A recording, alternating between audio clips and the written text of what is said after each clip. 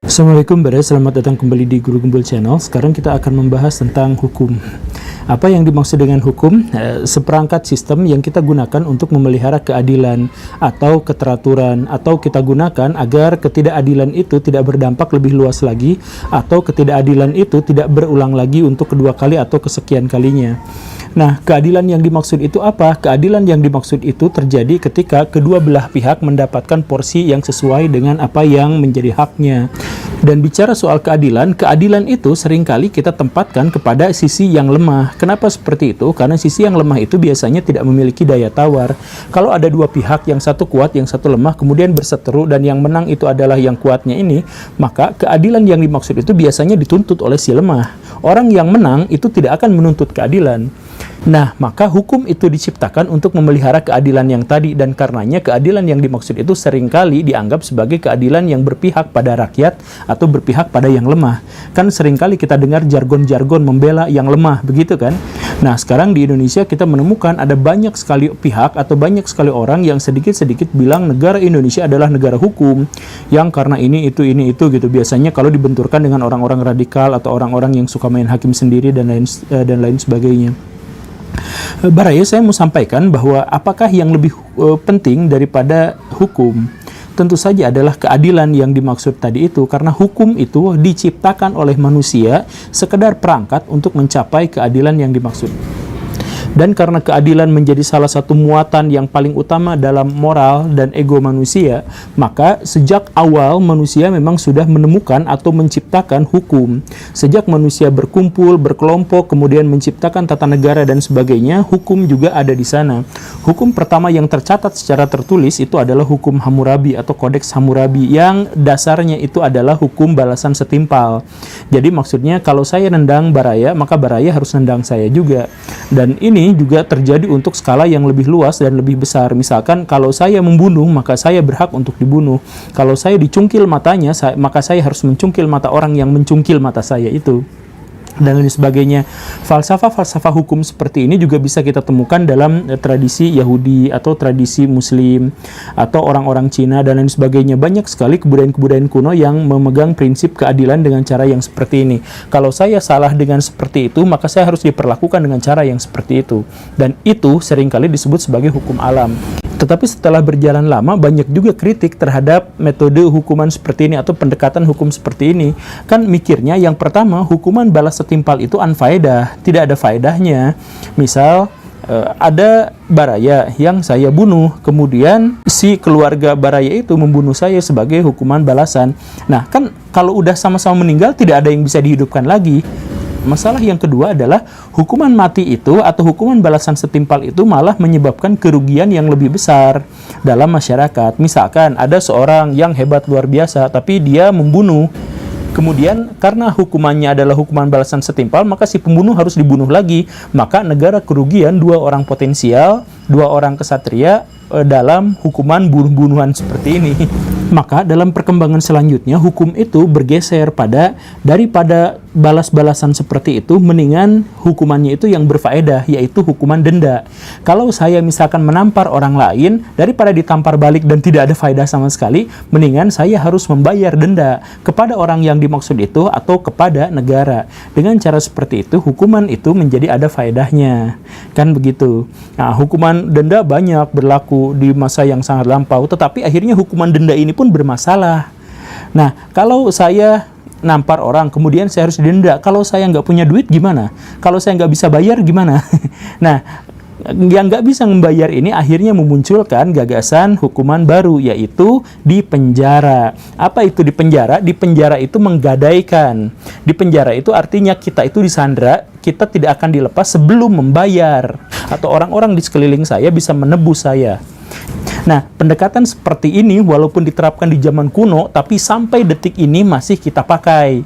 Makanya Baraya kalau baca pasal-pasal hukum gitu yang kita nggak ngerti apa gitu ya, kan barang siapa melakukan gini, maka akan dipenjara sekian-sekian tahun atau denda sekian. Nah, begitu kan? Nah, karena memang latarnya hukum yang sekarang ini berasal dari masa lampau, yaitu bahwa hukuman penjara itu pada dasarnya adalah sandra terhadap denda yang sesungguhnya menjadi hukuman. Nah, dengan demikian kita akan sadar bahwa hukuman denda atau hukuman penjara itu sebenarnya adalah modifikasi dari jenis hukum yang paling awal, hukum balas setara. Karena hukum balas setara itu seperti yang saya sampaikan tadi tidak memberikan faedah, tidak memberikan efek jera dan justru malah merugikan, maka muncullah pendekatan-pendekatan berpikir lain dalam hukum seperti yang saya jelaskan. Tetapi ketika negara atau institusi pemerintahan tidak bisa menyediakan keadilan dan hukum yang dimaksud itu ternyata juga tidak bisa menjadi fasilitas untuk ditegakkannya keadilan, masyarakat berontak, masyarakat marah, dan akhirnya masyarakat kemudian memilih untuk berpikir ke arah yang masa lampau lagi, yaitu hukuman mati harus diterapkan. Kenapa masyarakat berpikir seperti itu? Karena mereka jengah, sakit hati, marah. Misalkan masyarakat Indonesia melihat dengan mata kakinya sendiri bahwa terjadi ketidakadilan.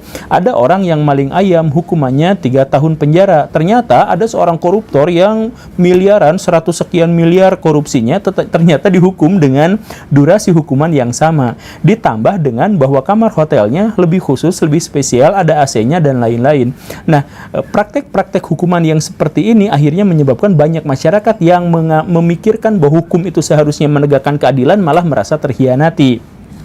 Muncullah gagasan hukuman mati, hukuman yang sebelumnya sudah dimodifikasi, dihidupkan kembali idenya.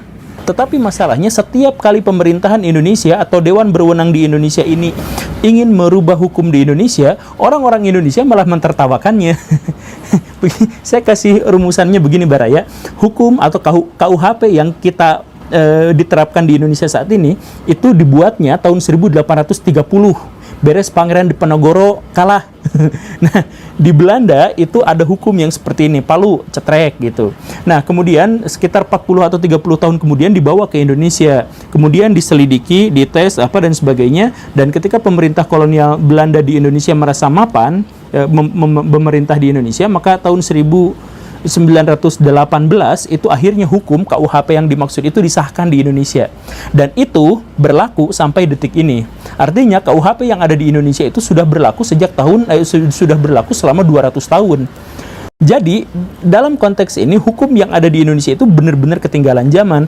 Tetapi, setiap kali anak bangsa pengen merevisi, pengen menciptakan tata hukum Indonesia sendiri, pengen bikin KUHP sendiri, ditertawakan, diejek. Masa itu ayam nyelonong ke pekarangan rumah orang didendanya 10 juta dan sebagainya, dan dijadikan meme, dijadikan apa gitu ya, dijadikan bahan diskusi.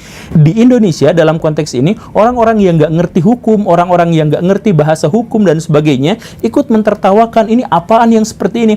Padahal orang yang membuat hukum itu, yang merevisi KUHP dan sebagainya, itu adalah orang-orang yang benar paham hukum. Ini kita pernah bikin episodenya di sini, sebuah fenomena di zaman modern yang terjadi mungkin di Indonesia dan di negara-negara yang lain, bahwa orang yang nggak ngerti apa-apa itu mengkritik, mengejek, mentertawakan, menghujat orang yang paham tentang sesuatu. Tapi di sisi lain, betapa anehnya kita, ketika hukum di Indonesia menjelaskan bahwa koruptor itu nggak dihukum mati, kita malah minta perubahan hukuman mati buat koruptor. Setiap mau dirubah diketawain, kan ngaco mikirnya. Saya juga nggak tahu ini kenapa masyarakat Indonesia itu gini-gini teing gitu. Pengen digigit gitu. Nah, Baraya, jadi maksudnya begini ya, di video ini saya tidak akan mendukung satu pihak atau menjelekkan pihak yang lain, tapi ini adalah salah satu perspektif yang menurut saya memang harus dimiliki oleh kita bersama. Ini bahan introspeksi saja.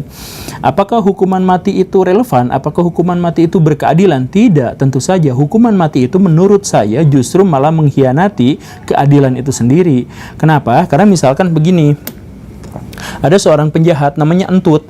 Karena kejamnya, dia mengumpulkan 1000 keluarga dalam sebuah ruangan yang sangat besar.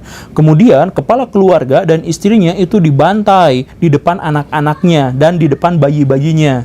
Setelah semua anak itu diteror dengan pembantaian orang tua mereka, si anak-anak itu dilepaskan sama si penjahat. Dilepaskan hanya untuk menanggung penderitaan seumur hidup melihat dengan mata kepala sendiri bagaimana keluarganya dibunuh. Misalkan begitu. Nah, akhirnya si penjahat itu, si Entut itu ditangkap sama polisi, ketahuan. Kemudian, kamu terbukti melakukan kejahatan seperti ini. Kamu dihukum mati. Apakah itu adil? Tidak. Di mana keadilannya? Kan dia menyengsarakan ribuan anak, tetapi yang terjadi adalah dia dihukum mati yang kematiannya itu gak sakit-sakit amat dan cuman sebentar. Anggaplah kematiannya dipenggal, misalkan dihukum matinya, saya mohon maaf ya, dipenggal. Ya kan dia cuman ngerasain sakitnya cuman sekitar 10 atau 20 detik. Udah itu dia lepas, hilang. Kan nggak adil. Tapi kan nanti masuk ke neraka. Ya siapa tahu. Nah ini masalahnya Baraya, kan kita itu hukumnya positif. Hukum kita itu manusia ketahuan sama semua orang. Nah kalau akhirat itu kita tidak tahu. Kan bisa aja dia diampuni sama Tuhan. Kan Tuhan Maha Pengampun. Misalkan begitu. Maksudnya pertimbangan-pertimbangan sesudah kehidupan itu seharusnya tidak bisa dijadikan pertimbangan untuk menghukum seseorang. Masalah yang kedua, hukuman mati itu salah sasaran. Si entut yang tadi itu anggaplah sudah dihukum mati. Kan dia nggak ngerasain apa-apa. Tapi yang mendapatkan hukumannya itu adalah keluarganya. Karena si keluarganya gagal untuk mendapatkan akses ekonomi yang sebaik sebelum si entut dihukum mati. Dan si anak-anaknya pun demikian. Nah, yang mau kita hukum adalah si entutnya. Kenapa keluarganya yang malah menderita? Tapi kan hukuman mati itu membuat orang lain yang mau melakukan kejahatan menjadi berpikir ulang karena dia takut terhadap hukumannya yang berat. Begitu kan? Tidak. Dalam statistik, kita tidak pernah menemukan ada fakta yang menghubungkan atau yang mendukung penerapan hukuman mati dengan menurunnya angka kriminalitas. Misalkan, Cina dan Saudi Arabia sampai detik ini menerapkan hukuman mati. Apakah dengan demikian tingkat kekerasan di sana kurang? Tidak, malah lebih tinggi daripada Indonesia. Kan begitu. Nah, kenapa seperti itu? Karena gini Baraya, kalau hukuman mati diterapkan itu masalahnya malah lebih parah. Saya ceritakan begini ya Bu, ya Baraya. Di Bandung itu ada hotel. Hotel itu besar luar biasa, tapi si pemiliknya korup sehingga dia tidak mau bayar air dan bayar listrik. Dia rekayasa bayar air dan bayar listrik itu. Selama 15 tahun dia gratis listriknya, dia gratis airnya. Nah, sampai suatu hari ketahuan sama si polisi dan akhirnya dipidanakan si pemiliknya. Divonis hukuman selama 7 tahun penjara. Karena dia adalah koruptor, karena dia adalah orang yang tidak jujur, dia bayar orang-orang sedemikian rupa sampai yang akhirnya mendekam di penjara itu bukan dirinya, tapi tukang dagang gorengan yang jualan di depan hotelnya dia.